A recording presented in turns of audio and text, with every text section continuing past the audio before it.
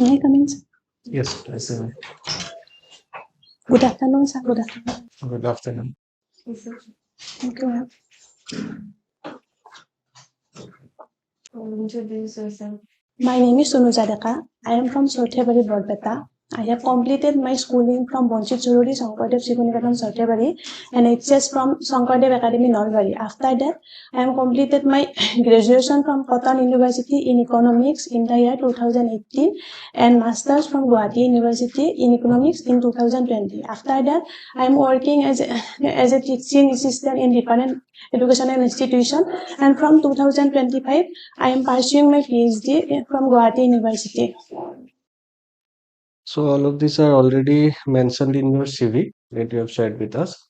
Apart from that, would you like to add something to your introduction? My hobby includes cooking and also I love to waving. We have waving. Waving means? তাঁতশাল যিটো শাল Oh, weaving. Okay, okay. And I am a very enthusiastic person and optimistic person. Ritvik sir, you will start. Yeah. So you're from Sorthebari. Okay. So let me ask you a question. অসমীয়া যোনটো calendar আছে তো অসমীয়া ক্যালেন্ডাৰৰ একমাত্ৰ কোনটো মাহ হয় য'ত 32 দিন থাকে? আহাৰ মাহত থাকে 32 দিন। ঠিক আছে, আৰু তোমাৰ মই দেখিলো বাৰ্থডেটো 17 জুলাই। সো সেইটো আৰু সেইটো অসমীয়া ক্যালেন্ডাৰৰ লিপ ইয়াৰো টাইপেও ধৰিব পৰা যায় কেতিয়াবা, কাৰণ কেতিয়াবা 17 জুলাই 32 আহাৰ হয়, কেতিয়াবা 1 শাওনো হয়। So okay, that's nice. তাৰপিছত তুমি মোক কোৱা কি অসমীয়া যোনটো ক্যালেন্ডাৰ আছে সেইটো কেতিয়াৰ পৰা কাউন্ট হয়? অসমীয়া ক্যালেন্ডাৰত দুটা চন ধৰা থাকে, মানে ইংলিছটো ধৰাৰ উপৰিও আৰু এটা থাকে ভাস্কৰাব্দ বুলি থাকে আৰু এটা শংকৰাব্দ বুলি থাকে। শংকৰাব্দটো শংকৰদেৱৰ জন্মৰ পিছৰ পৰা ধৰা আৰু ভাস্কৰাব্দটো যেতিয়া ভাস্কৰ বৰ্মাই মানে অসমত শাসন কৰিব লৈছিল 590-94 খিনিৰ পৰা ধৰা হয়। এই দুটা চন ধৰা হয় ইংলিছৰ উপৰি। ওকে, মানে যোনটো নৰ্মেল ইন দ্য সেন্স যোনটো ওয়াৰ্ল্ড ওয়াইড যোনটো চলে ক্যালেন্ডাৰ আৰু যোনটো আমাৰ অসমৰ যোনটো ক্যালেন্ডাৰ হয় এইটো 593 ইয়াৰ্ছৰ ডিফাৰেন্স আছে। 593 বছৰৰ তাতে পাৰ্থক্যত চলা হয়।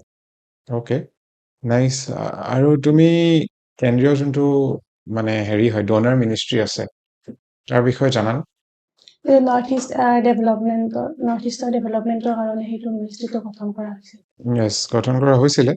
সো ৰিসেন্টলি ডোনাৰ মিনিষ্ট্ৰি আমাৰ টিএনডি ডিপাৰ্টমেন্টত পাৰ্সপেক্টিভ প্ল্যানিং বুলি এটা ডিভিজন আছে, যোনটো আমাৰ কি কয় সেক্ৰেটাৰিয়েটত আমি মানে কাম কৰো তাতে পাৰ্সপেক্টিভ প্ল্যানিং ডিভিজনত।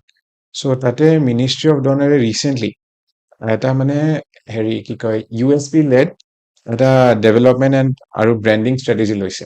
সো ইউএসপি মানে ইউনিক সেলিং প্ৰপজিশন। তো তাতে কি কয় এটা মানে অসমৰ মানে ইহঁতৰ এইমিংটো হৈছে যে to position north eastern region as a distinctive high value contributor to India's growth story. ঠিক আছে, সো তুমি অসমৰ কাৰণে কোনটো ইউএসপি মিনিষ্ট্ৰি অফ ডনাৰে লৈছে সেইটো এটা জানা নেকি? মই এটা হিন্ট দি আছো তোমাক, তুমি যিহেতু কলা টেক্সটাইল সেক্টৰৰ লগত ৰিলেটেড। এইটো চাব লাগিব, মনত অহা নাই। অসমৰ কি বস্তু মানে কাপোৰ যোনটো পিন্ধে বিশেষকে মহিলাই পিন্ধে সেই যোনটো মানে বিশ্ববিখ্যাত? পাট মুগা। ইয়েস, মুগা সিল্ক। ঠিক আছে। সৰ্থেবাৰীৰ পৰা যোনটো আমি মেটাৰৰ কথা আমি চবেই জানো, তো এতিয়া মেটেল ইণ্ডাষ্ট্ৰী বিলাক মানে কেনেকুৱা অৱস্থাত আছে বা তেওঁলোকৰ আমি ভাল কৰিবলৈ কি কৰিব লাগে? কালচাৰেল সিগনিফিকেন্স কি আছে? কালচাৰেল সিগনিফিকেন্স বুলি ক'লে আমাৰ অসমীয়া সংস্কৃতিত কাঁহৰ বাচন চবতে লাগে। আমাৰ বিয়া বাৰুতেই হওক বা নাম প্ৰসংগতেই হওক তাল লাগে, বঁটা শৰাই সেই গোটেইখিনি বা অন্নপ্ৰসন্ন যিটো কাঁহী বাতি দিয়া হয় গোটেইখিনি কাঁহৰ বস্তুৰে দিয়া হয়। তাৰপিছত আমাৰ বৰ্তমানৰ প্ৰব্লেমটো কোভিডৰ পিছৰ সময়ছোৱাত আমাৰ মেইন প্ৰব্লেমটো হৈ আছে ৰ মেটেৰিয়েলছ। যিহেতু আমাৰ কাৰণে যিটো এলয় লাগে সেইটো কপাৰ আৰু টিনৰ সংমিশ্ৰণ, সেইটো দুটা এটা হয় আমাৰ কি যিটো ভঙা আকা আমি ৰিচাইকেল কৰিব পাৰো আৰু এটা আমাৰ আহে মানে বাহিৰৰ পৰা এইটো আগতে আহিছিল আফগানিস্তান আৰু পাকিস্তানৰ পৰা ৱেষ্ট বেংগলৰ থ্ৰু কলকাতা ফাঁচী বজাৰ আহে ফাঁচী বজাৰৰ পৰা আমি কালেক্ট কৰো এইটো কিন্তু এতিয়া এই ৰিচেণ্ট মানে কণ্ডিশ্যনৰ কাৰণে কি হৈছে যিটো ভঙা আকা আহে সেইটো অলমষ্ট বন্ধ হৈছে আৰু যিখিনি আহে সেইখিনিৰ দাম বহুত আৰু এটা বস্তু আমাক লাগে এঙাৰটো যিটো মানে কয়লা নহয় আৰু এঙাৰ লাগে সেইটো আনোতে আমাৰ মানে আহে দক্ষিণ পাৰ যিটো নগৰবেৰা বকো চাইডৰ পৰা বহৰি হৈ আহে তো সেই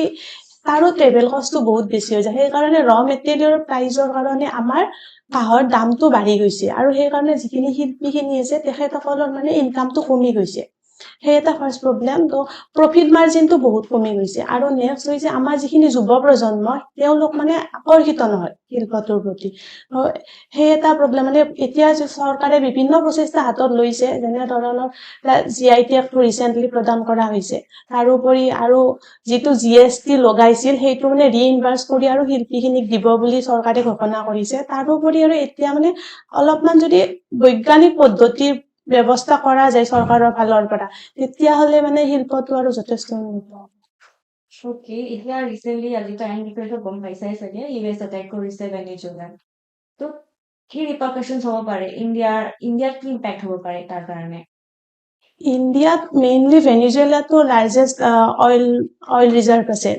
মিডিল ইষ্টতকে বেছি ভেনিজুৱেলাতে আছে তো ইণ্টাৰনেশ্যনেল মাৰ্কেটত অইলৰ প্ৰাইচটো বাঢ়ি যাব আৰু তাৰ লগে লগে ইণ্ডিয়াত সেইটো ডাইৰেক্ট এটা প্ৰভাৱ পৰিব অইল প্ৰাইচিঙৰ আৰু এটা প্ৰভাৱ পৰিব পাৰে যিহেতু মানে ৰাছিয়া ভেনিজুৱেলা বৰ্তমান প্ৰ ৰাছিয়া কাউণ্ট্ৰি যাৰ কাৰণে ডনাল্ড ট্ৰাম্পৰ পলিচিৰ এগেইনষ্টত যোৱা বুলি কৈ আছে তো ইণ্ডিয়া US বা ইণ্ডিয়া ভেনিজুৱেলাৰ ৰিলেশ্যনটোতো অলপ ইম্পেক্ট কৰিব পাৰে এটা কথা কওঁ ইণ্ডিয়া ডাইৰেক্টলি ভেনিজুৱেলাৰ লগত ইম্পৰ্ট ইমান নকৰে অকণ ONGC টেগ আছে বাৰু তাতে ভেনিজুৱেলা অইলত তো সেইটো কেনেকে প্ৰভাৱ কৰিব মানে ইণ্ডিয়া মানে যেতিয়া ইণ্টাৰনেশ্যনেল মাৰ্কেটত অইল প্ৰাইচটো বাঢ়ি যাব অইল প্ৰাইচটো বাঢ়িলেতো অইল প্ৰাইচটো চবৰে কাৰণে একেলগে এটা প্ৰাইজে অলমষ্ট যেতিয়া ইণ্টাৰনেশ্যনেল মাৰ্কেটত অইলৰ প্ৰাইচটো বাঢ়িব সেইটোৰ প্ৰভাৱটো ভাৰতৰ যিটো বেলেঞ্চ শ্বীট আছে তাত পৰিব ভাৰতৰ ইম্পৰ্টৰ কষ্টটো বাঢ়ি যাব এনেকুৱা বিয়পি ডেফিচিট হ'ব পাৰে ভাৰতৰ কাৰণে ওকে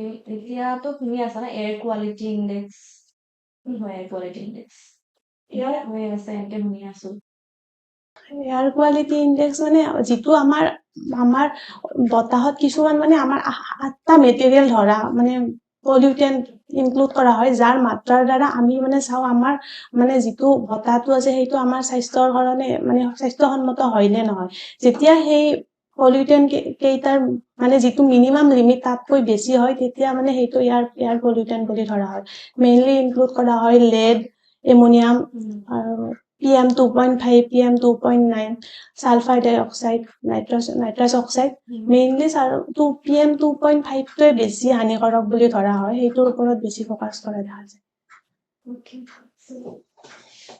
PM 2.5 টো কেলে বেছি হানিকাৰক বুলি কয় সেইটো বতাহত বেছি টাইম উপঙি থাকিব পাৰে আৰু সেইটো আমাৰ শ্বাস প্ৰশ্বাস মানে শ্বাস নলীৰ দ্বাৰা আমাৰ হাওঁফাওঁত ইম্পেক্ট কৰাৰ চান্সটো বেছি থাকে 2.5 ৰ মিনিংটো কি হয় এইটো 2.5 ছাৰ কি মাইক্ৰ পাহৰিলো মাইক্ৰ কিবা আছে so it is the diameter আপুনি যেতিয়া বেল মেটেলৰ কথা কৈ আছিলে so বেল মেটেলত আপুনি ক'লে যে মিক্সচাৰটো কি কি আছে কপাৰ ৰুটিন তাৰ ৰেচিঅ'টো কিমান কপাৰ 78% টিন 22% আপুনি PhD কৰি আছে PhD কিহত কৰি আছে মোৰ এনে ইণ্টাৰেষ্টেড এৰিয়াটো inland water economic potential of inland water transportation in Assam আচ্ছা আপোনাৰ মাষ্টাৰ্ছ আৰু বেচলাৰ্ছ কিহত কৰিছিলে ইকনমিক্স আপোনাৰ একদম লেমেনক যদি বুজাব লগা হয় ইনফ্লেশ্যনৰ কথা আপুনি কেনেধৰণে বুজাব যেতিয়া বস্তু এটাৰ মানে প্ৰাইচটো সময়ৰ লগে লগে যেতিয়া বস্তুটোৰ প্ৰাইচটো মানে লগাতকে বেছি বাঢ়ি যাব সেইটো ইনফ্লেশ্যন বুলি ক'ব যদি ধৰক যদি একদম চিম্পলকে বুজাব যাওঁ আগতে যদি 10 টকাত আমি যিমানখিনি বস্তু পাইছিলো আজিকালি আমি 10 টকাত সেইখিনি বস্তু নাপাওঁ তাতকে আধা বস্তুহে পাম সেই পৰিমাণ সেই মানে যিটো প্ৰাইচৰ কাৰণে যিটো বস্তুটোৰ ভেলুটো কমি গ'ল সেইটো ইনফ্লেশ্যন বুলি কয় বস্তুটোৰ ভ্যালুটো কমি গ'ল আপুনি শ্ৰিংফ্লেশ্যন শুনিছেনে শ্ৰিংফ্লেশ্যন শুনিছোঁ ছাৰ। শ্ৰিংফ্লেশ্যনৰ মিনিংটো কি হয়? ছাৰ এইটো চাব লাগিব এতিয়া আপুনি গ্ৰিডফ্লেশ্যন শুনিছেনে? গ্ৰীণফ্লেশ্যন বাইফ্লেশ্যন? নাই শুনা ছাৰ। ষ্টেগফ্লেশ্যন শুনিছোঁ। অসম অৰিয়েণ্টেড আছাম স্পেচিফিক আপুনি 3টা কাৰেণ্ট এফেয়াৰ্ছ ক'ব। আছাম স্পেচিফিক ক'বলৈ গ'লে বৰ্তমান যিটো কাৰ্বি আংলং ইছ্যুটো হৈ আছে সেইটো এটা হ'ব। তাৰপিছত আমাৰ যিটো জুবিন গাৰ্গ ৰিলেটেড মানে জুবিন গাৰ্গৰ ৰিলেটেড ইছ্যুটো এটা, আৰু এটা আপোনাৰ অলপতে আমাৰ যিটো নতুন এয়াৰপৰ্টৰ টাৰ্মিনেলটো মুকলি কৰা হৈছে বা নামৰূপৰ সাৰ কাৰখানা যিটো নতুন প্লানটো মুকলি কৰা হৈছে। এইকেইটাক যদি আপোনাক কোৱা যায় তেতিয়া একেটা প্ৰিফাৰেঞ্চ লেভেলত বা প্ৰায়ৰিটি লেভেলত কোনটো আটাইতছে বেছি গুৰুত্বপূৰ্ণ হয় আপুনি কেনেকুৱাকে চিকুৱেঞ্চ কৰিব? ছাৰ কাৰ্বি আংলং ইছ্যুটো মই ভাবোঁ বেছি গুৰুত্বপূৰ্ণ বৰ্তমান সেইটোত চাবলৈ গ'লে, কাৰণ তাত আমাৰ যিটো জনজাতীয় একতাটো জড়িত হৈ আছে বা অসমীয়াসকলৰ মাজত যিটো একতা সেই ভাৱটো জড়িত হৈ আছে কাৰ্বি আংলং ইছ্যুটোৰ লগত। আৰু ছেকেণ্ডত? ছেকেণ্ডত ক'বলৈ গ'লে আমাৰ কি বুলি কয় এয়াৰপৰ্ট বা নতুন যিটো আমাৰ নামৰূপৰ যিটো আমাৰ নতুনকৈ ইনগ্ৰেশ্যন কৰা হৈছে সেইটো। আৰু থাৰ্ডত? জুবিন গাৰ্গ ৰিলেটেড যিখিনি কনফ্লিক্ট হৈ আছে সেইখিনি। চ' জুবিন গাৰ্গৰ ইভেণ্টটো আপুনি থাৰ্ডত ৰাখিছে, তাৰ থাৰ্ডত ৰখাৰ কিবা এটা ৰিজন?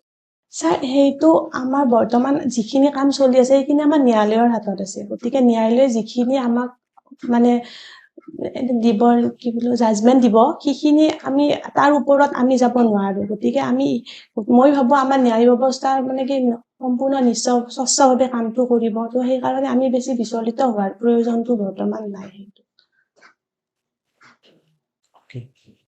চ' ডনাৰ যোনটো ডিপাৰ্টমেণ্ট হয়, চোৱা স্বাধীনতাৰ কালৰ পৰা আছিল জানো? তুমি কি ভাবা মানে যোনটো চেন্ট্ৰেল গভৰ্ণমেণ্টৰ যোনটো ডনাৰ এতিয়া মিনিষ্ট্ৰী হ'ল, তো ডনাৰ ডিপাৰ্টমেণ্টটো স্বাধীনতাৰ কালৰ পৰা আছিল নে? মানে যেতিয়াৰ পৰা মানে ইণ্ডিয়া ইণ্ডিপেণ্ডেণ্ট হ'ল 1947ত, তো তেতিয়াৰ পৰা আছিল নে পিছত ষ্টাৰ্ট কৰিছে? পিছত কৰিছে মই ভালকে এৱেৰ নহয় বস্তুটো। অ'কে এইটো 2001ত ষ্টাৰ্ট কৰিছে, ঠিক আছে, এজ এ ডিপাৰ্টমেণ্ট। পিছত এইটো মিনিষ্ট্ৰীলৈ মানে পৰ্যবেক্ষিত হ'ল। তুমি কটনৰ পৰা পঢ়িছা, চ' মই তোমাক এটা ফেকচুৱেল কুৱেশ্যন সুধো কটন লৈ পেলাই। ভাৰতৰত্ন ভূপেন হাজৰিকা তেওঁ কটনৰ এলামনাই আছিল নে নাছিল? মানে কটনত তেওঁ পঢ়িছিল নে নাই পঢ়া? চব পঢ়িছে। কি পঢ়িছে?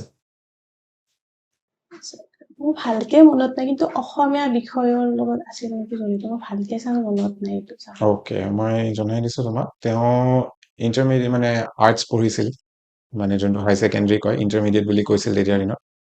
আৰু তেওঁ 1942 তেওঁ তাৰ পৰা পাছ কৰিছে।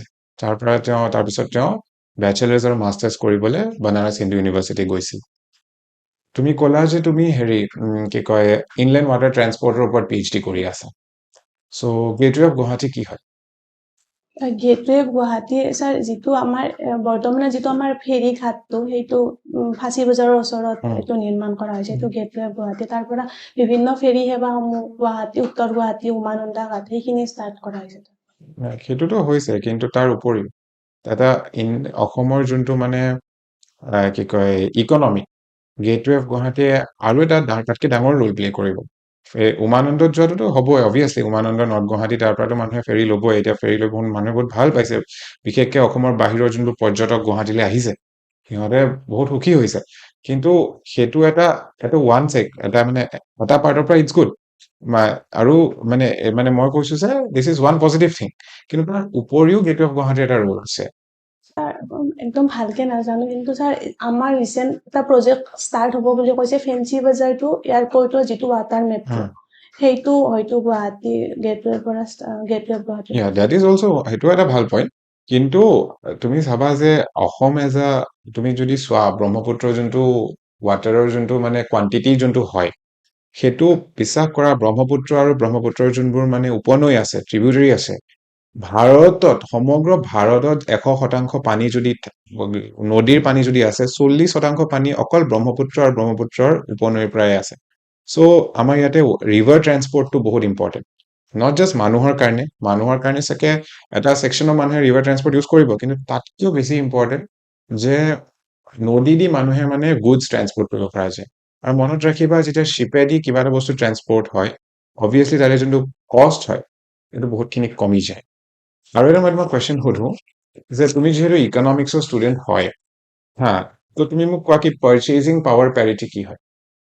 পাৰ্চেচিং পাৱাৰ পেৰিটি আমাৰ যিটো সেইটো আমাৰ মেইনলি ইণ্টাৰনেশ্যনেল মাৰ্কেটৰ মানে চোৱা হয়, মানে এখন দেশৰ কাৰেঞ্চিটো আৰু আন এখন দেশৰ কাৰেঞ্চিটো তুলনা কৰি আমাৰ কাৰেঞ্চিটোৰে কিমানখিনি বস্তু সেই সময়ত আমি কিনিব পাৰিম, মানে সেইটো যিটো হয় সেইটো পাৰ্চেচিং পাৱাৰ পেৰিটি।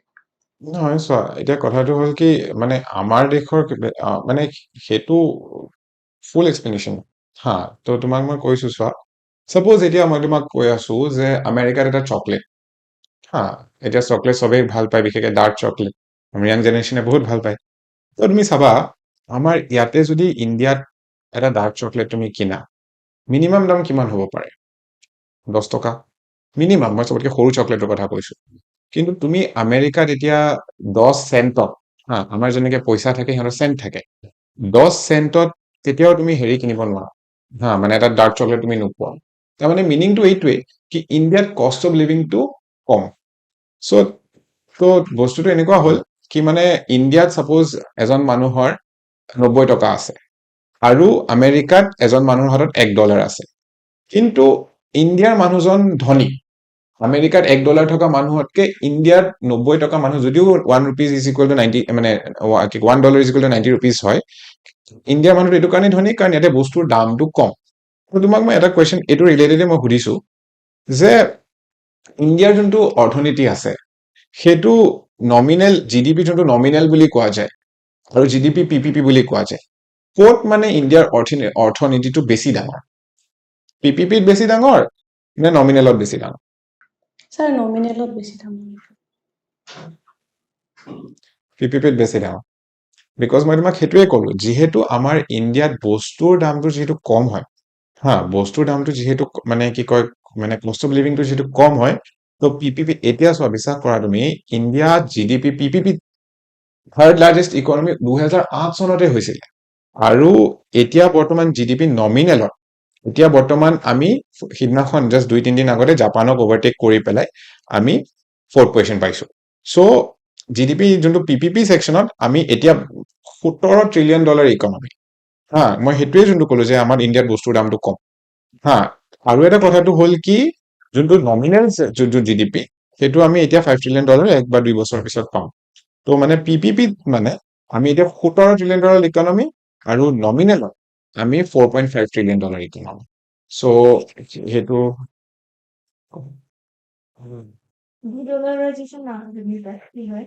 ডি-ডলাৰাইজেশ্যন ডলাৰাইজেশ্যন মানে আমাৰ ইণ্টাৰনেশ্যনেল মাৰ্কেটত আমি ডলাৰটো ইণ্টাৰনেশ্যনেল কাৰেঞ্চি হিচাপে ব্যৱহাৰ কৰোঁ, কিন্তু এতিয়া বৰ্তমান বিভিন্ন দেশে যিটো নিজৰ কাৰেঞ্চিটো মানে ইণ্টাৰনেশ্যনেল মাৰ্কেটত মানে ইউজ কৰিব লৈছে। যেনেকৈ আমাৰ ইণ্ডিয়াই ৰাছিয়াৰ লগত বহুত ট্ৰানজেকশ্যনৰ ক্ষেত্ৰত ৰুপি আৰু ৰুবেলৰ ট্ৰানজেকশ্যনটো লৈছে, যাৰ দ্বাৰা মানে ডলাৰৰ যিটো ইম্পৰ্টেঞ্চটো আছে বা যিটো গুৰুত্ব সেইটো কমাব মানে ট্ৰাই কৰা হৈছে, সেইটো ডলাৰাইজেশ্যন বুলি কোৱা হয়। এতিয়া ৰিচেণ্টলি গ'ল্ডৰ প্ৰাইচ বহুত বাঢ়ি আছে, কিয় বাঢ়িছে আৰু কেনেকে ইম্পেক্ট কৰিব, ইকনমিক কেনেকে ইম্পেক্ট কৰিব? এটা গ'ল্ডৰ এটা মেইন কাৰণ হৈছে যিটো আমাৰ ট্ৰেড ৱাৰ চলি আছে US চাইনাৰ মাজত, সেইটো কাৰণে এটা ইণ্টাৰনেশ্যনেল গ'ল্ডৰ, যিহেতু আমাৰ ইণ্টাৰনেশ্যনেল মাৰ্কেটৰ দ্বাৰা বস্তুটো কৰা হয়, আৰু সেইকাৰণে গ'ল্ডৰ দামটো বৰ্তমান বাঢ়ি গৈছে। আৰু এইটো ডাইৰেক্ট প্ৰভাৱ ইণ্ডিয়াত পৰিছে, কাৰণ ইণ্ডিয়া হৈছে লাৰ্জেষ্ট কনজিউমাৰ অফ গ'ল্ড। দামটো বঢ়াৰ লগে লগে আমাৰ ভাৰতৰ যিখিনি মানুহ আছে সেইখিনিৰ মানে কষ্ট অফ লিভিংটো এক প্ৰকাৰৰ হাই হৈছে বুলি ক'ব পাৰি। আৰু আমাৰ এটা গ'ল্ড এটা আমাৰ ৰিজাৰ্ভ বেংকৰ এটা ষ্টক কৰিব লগা থাকে, মানে পইচা যিটো আমি মানি প্ৰিণ্ট কৰাৰ এগেইনষ্টত আমি এটা গ'ল্ড এটা ৰাখিব লাগে। তো সেই যিখিনি আমাৰ এতিয়া ৰিজাৰ্ভৰ ক্ষেত্ৰত, এতিয়া যদি ইণ্টাৰনেশ্যনেল মাৰ্কেটত দামটো বহুত হৈ যায়, বস্তুৰ ৰিজাৰ্ভটো মানে কমি যোৱা টাইপ হৈ যাব, সেইকাৰণে আমাৰ ৰিজাৰ্ভ বেংকৰ পলিচিৰ ক্ষেত্ৰতো ইম্পেক্ট কৰিব বুলি মই ভাবোঁ।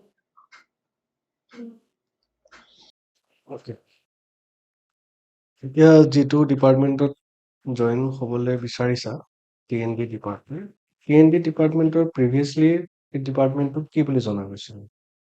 ছাৰ প্লেনিং কমিশ্যন বুলি আছিল। Training commission, planning and development department বুলি আছিলে। স্কুলিং ক'ৰ পৰা কৰিছে ক'লা? ছাৰ বঞ্চিত চৌধুৰী শংকৰদেৱ শিশু নিকেতন সৰ্থেবাৰী। চিবলিংছ কেইজন আছে? ভণ্টি আছে এজনী। দেউতাই কি কৰে? দেউতা ছ'চিয়েল ৱেলফেয়াৰ ডিপাৰ্টমেণ্টত কাম কৰিছিল, ৰিটায়াৰ্ড হৈছে, আৰু মা হোম মেকাৰ। কেতিয়া হ'ল ৰিটায়াৰ? 2024। 24 ৰিচেণ্টলি ৰিটায়াৰ হৈছে। এণ্ড মাদাৰ, মায়ে কি কৰে? মই হাউচৱাইফ।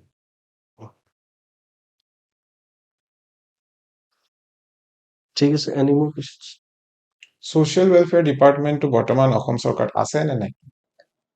নাজানো ছাৰ, চাব লাগে। একচুৱেলি ছ'চিয়েল ৱেলফেয়াৰ যোনটো ডিপাৰ্টমেণ্ট হয়, সেই ডিপাৰ্টমেণ্টটো এতিয়া ছ'চিয়েল জাষ্টিচ এণ্ড এম্পাৱাৰমেণ্ট যোনটো ডিপাৰ্টমেণ্ট হয়, তাৰ লগত মাৰ্জ কৰা হৈছে। So' presently social justice and empowerment মানে লাইক মানে কি কয়, this is the overall comprehensive, মানে আগতে যোনবোৰ ছ'চিয়েল ৱেলফেয়াৰ ডিপাৰ্টমেণ্টে কাম কৰিছিল, আৰু সেইখিনিও এটা ছিগনিফিকেণ্ট ছেকশ্যন বা অলমষ্ট ট'টেলিয়ে ক'ব পাৰি, সেইটো এতিয়া ছ'চিয়েল জাষ্টিচ এণ্ড এম্পাৱাৰমেণ্ট ডিপাৰ্টমেণ্টৰ আণ্ডাৰ মানে সিহঁতৰ কামখিনি মানে মাৰ্জ হৈ গৈছে বস্তুটো। এতিয়া ছ'চিয়েল জাষ্টিচ এণ্ড এম্পাৱাৰমেণ্ট ডিপাৰ্টমেণ্টটো আছে। তো কি কয়, তুমি সৰ্থেবাৰী, হা, সৰ্থেবাৰী মানে নামটো ক'ৰ পৰা পালা? এইটো এটা মানে হিষ্টৰিকেল বেকগ্ৰাউণ্ড এটা আছে অলপ। এজন দক্ষ সিংহ নামৰ ৰজা এজনৰ ছোৱালী আছিল, সৰ্থী দেৱী বুলি। তেখেতৰ মানে সেই ঠাইত বাস কৰিছিল, তাৰ পৰা সৰ্থেবাৰী নামটো হ'ল। সৰ্থী দেৱী নামৰ ৰাজকুমাৰীগৰাকী সেই অঞ্চলত বাস কৰিছিল, সেইকাৰণে তাৰ পৰা সেই সৰ্থেবাৰী নামটো অহা বুলি। তেওঁৰ বাৰীৰ কাৰণে, সৰ্থী দেৱীৰ বাৰীৰ কাৰণে সৰ্থেবাৰী হ'ল। আচ্ছা আচ্ছা, ঠিকে আছে। স্কিমছ বুলি ক'লে আমি চেন্ট্ৰেল স্কিমছ আছে, ষ্টেট লেভেল স্কিমছ আছে। এটা স্কিমৰ নাম শুনিছেনে? SOPD?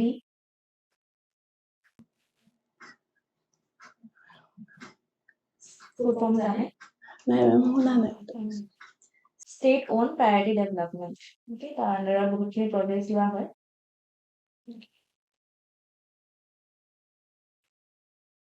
ঠিক আছে then, let's conclude. Best of luck. Thank you sir. ঠিক আছে।